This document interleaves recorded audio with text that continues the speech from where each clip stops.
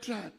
இன்று இந்திய வரலாறு இல்ல, உலக வரலாற்றிலே 6 இடஒதுக்கீட்டுகளை பெற்ற எந்த தலைவரும் கிடையாது. ஒரே தலைவர் மருத்துவர் ஐயாவை தவிர வேறு யாரும் கிடையாது. உலக அளவில் 6 இடஒதுக்கீடுகள், நினைத்து பாருங்கள். ஒரு இடஒதுக்கீடு வாங்கி தந்தாலே அது மிகப்பெரிய ஒரு சாதனை. ஆனால் 6 இடஒதுக்கீடுகளை ஒரு மனிதர் பெற்றுக் கொடுக்கிறார் என்றால் எவ்வளவு உறுதியாக இருப்பார்கள். அதான் நம்முடைய மருத்துவர் ஐயா அவர்கள்.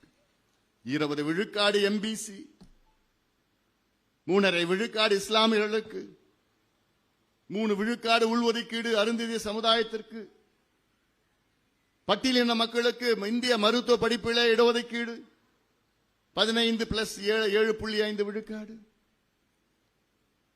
அதன் பிறகு 10.5 விழுக்காடு இடஒதுக்கீடு. கிட்டத்தட்ட 6 இடஒதுக்கீடு பெற்று, இந்த இடஒதுக்கீடு எப்படி பெற்றார்